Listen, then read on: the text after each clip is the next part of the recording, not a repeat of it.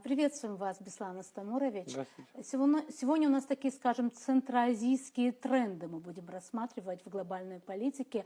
Так можно, по крайней мере, обозначить то, что происходит в последнее время. Пожалуй, начнем с того, что Азербайджан как будто бы становится, это такая важная южнокавказская страна, и вдруг она заявляет о себе и в политике, и в геополитике Центральной Азии. Вот могли бы вы это все прокомментировать?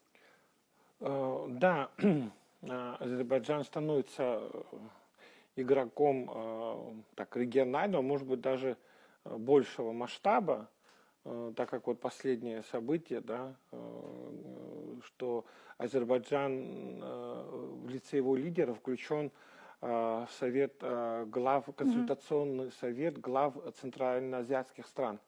Если, кстати, последняя вот эта встреча, консультационный совет состоялся вот 2 дня тому назад, он был юбилейным, 10-летие, 10 лет это консультационный совет существует, туда 3 года как Азербайджан входил в качестве приглашенного члена, приглашенной стороны, но на этот раз он был включен в этот состав. Теперь Азербайджан становится, в общем-то, единым, вот таким, единым, скажем, политическом пространстве, геоэкономическом пространстве с Центральной Европой, Центральной Азией, становится вот участником вот этих всех глобальных проектов. И понятно, что Центральная Азия заинтересована в Азербайджане, так как она является как раз регионом, где разветвляется потом уже тот серединный путь, серединный коридор, который идет с Китая, и вот этот шелковый путь, который, в общем, он становится основным транспортным коридором через Зангезур сейчас, который будет в 2007 году, как проект существует. И этот через Азербайджан все будет проходить, естественно, нагрузка такая серьезная у Азербайджана. То есть получается, все потоки, которые планируются, что они будут усиливаться, около 100 миллионов тонн груза может транспортироваться через Азербайджан. И это все идет, как я уже сказал, вот, из Китая и центральноазиатские страны. И вот, как называют еще транскаспийским коридором, этот вот серединный коридор, в общем, что называется. Поэтому Азербайджан, в общем-то, становится, да, я не буду говорить о том, какие интересы еще следуют за этим, за этой политикой Азербайджана. Тут понятно, что есть интересы, которые, ну, будем называть пантюркистские интересы, также есть западные интересы, которые сдерживать Россию пытаются таким образом именно сейчас, когда Россия втянута в известные события. Вот, видимо, работает комплексный план вот, сдерживания России, если не войной, так и экономическими, логистическими, транспортными коридорами, и сузить ее возможности вот, коммуникационно. Да, это тоже, конечно, ложится в этот проект, но тут есть еще один момент, когда Центральная Азия обретает свою геополитическую идентичность. Это вот новое явление, они уже понимают, обретают свою, так сказать, свои интересы, понимают, что нужно балансировать, это положительный момент. Кстати, посещение Токаева, то есть визит Токаева на высшем уровне в Москву тоже демонстрирует о том, что после Вашингтона, встречи в Белом доме, так сказать, с Трампом, после этого визит в Москву и подписание декларации всеобъемлющей. Это говорит о том, что Токаев понимает, нужно балансировать, нужно с интересами считаться, то есть Центральная Азия становится важным регионом, где сосредотачиваться будут интересы не только американские, а уже давно существующие, наращивают свое присутствие. Это китайские интересы, которые очень большие инвестиции вкладывают вот в Центральную Азию. И, естественно, Россия, которая является, ну, естественным союзником. Почему? Потому что, ну, уж только Казахстан, допустим, граничит с Россией на протяженности 8,5 тысяч километров. Ну, это естественно, так сказать, соседи, которые, в общем-то, было и подмечено на встрече, что для Казахстана Богом дан такой сосед, как Россия. Об этом он сказал, так сказать, приведя пословицу, да. Да, он делал и громкие заявления в Вашингтоне тоже, не напрасно, видимо, лавируя все-таки, мне кажется, да, то есть это вот... Об этом, Да. кстати, писал и политолог Сергей Маркедонов, что вот в случае таких вот стран, как Казахстан, ничего не остается, кроме как успешно лавировать, да?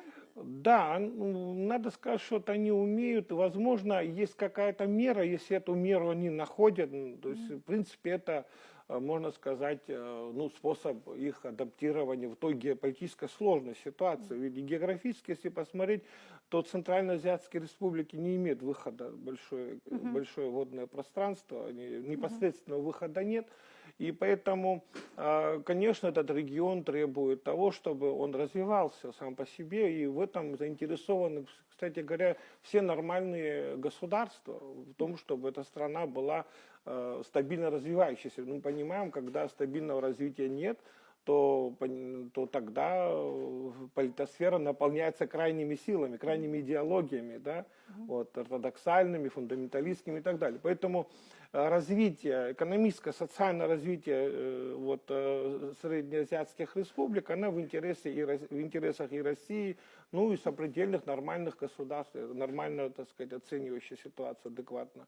Да. А вот у меня еще такой вопрос. Мы очень много в последнее время говорим об Азербайджане, да, то есть он очень ярко о себе заявляет. Там очень часто, кстати, в самом Азербайджане в отношении этого государства начали применять такой термин, как средняя держава, да, то есть что-то такое. А при этом мы там еще несколько лет назад мы видели, как Грузия была в такой вот какой-то, как будто бы сейчас нет ли такого ощущения, или это кажущаяся такая иллюзия, что они как будто бы не удел, их уже нет, и они уже теряют свои позиции, их не приглашают ни туда, и наоборот, ситуация как будто бы осложняется для них все больше и больше. И с Евросоюзом усложняются отношения, и с Соединенными Штатами тоже, как мы видим. Ну, знаете, я бы как отметил бы вот на такое активное и такое важное придание своих действий, да, вот Ильхам Алиев ведет, в общем, настолько активную, настолько успешную. Ну, понятно, что после победоносной войны и все такое, да. И вот, понимаете, я вот так думаю, что есть такой стиль поведения. Ну, есть разделяй и властвуй, есть один момент, да, вот, так сказать, легитимирование себя или сохранение власти, разделяй и властвуй, а есть еще второй принцип, ошеломляй и властвуй. То есть удивляй и властвуй. То есть это, в принципе... Вот он идет по второму, да, пути? Да, вот, скорее всего, вот это символизмы, вот, знаете, вот такое... показать себя, насколько он крутой, насколько, вот знаете, все должно, знаете, это все хорошо, если это сочетается с интересами сопредельных стран. Ведь нельзя укреплять свои позиции за счет ослабления других. Уязвимость, оно, ну, не должно быть ни с какого. Тут все выверено должно, потому что это такой регион, да вообще во всем, если что значит взвешенная политика? Это тогда, когда все соизмеряется. И не только потому, что нужно рейтинг у себя поднять. Вот всем известно, что Эрдоган тоже, вот эта идея пантюркизма, она появилась тогда, когда рейтинг Эрдогана, в общем-то, понижается в стране. Вот когда кризисы в стране, социально-экономические, инфляция, безработица, все это, нужно чем-то ошеломить, вот, чем-то удивить, чем-то вот отвлечь. И вот этот принцип ошеломляй властвуй, в принципе, вот это вот и работает, может, поведение, вот в действиях видно оно. Ну, естественно, есть параметры объективного плана тоже. Ну, да, Азербайджан расположен действительно в геополитическом выгодном положении.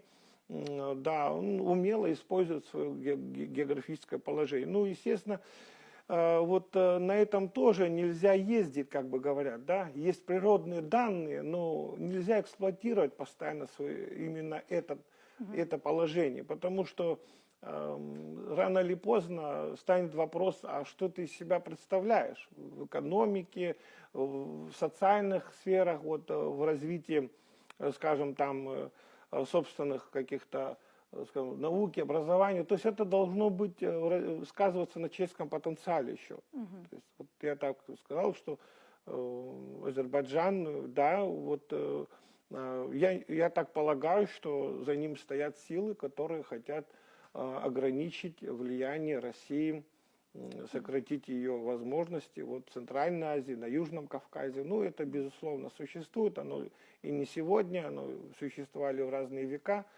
Вот, так что здесь есть продолжение вот этой линии Палмерстона, да, есть такое, чтобы ограничить Россию вот на Черноморском побережье, сократить ее влияние. Ну и дальше тоже существуют такие современные подходы, где Россия должна быть ограничена. Но я полагаю, что ограничение России неправильно понимают на Западе, ведь Россия, будь она империей, будь она в советском варианте, оно ведь привносило туда не только экономический прогресс, не только социальный прогресс, оно ведь проблему решало всеобъемлюще, поднимало культуру этих народов. И я думаю, что скоро, ну как, это все будут понимать об этом. На Западе победила одна линия поведения, где, хотя есть на Западе объективные точки зрения, когда считают, да даже Киссинджера вспомним, когда он уже, это архитектор, Да, можно сказать, геополитики всего 20 века, он ведь в конце сказал: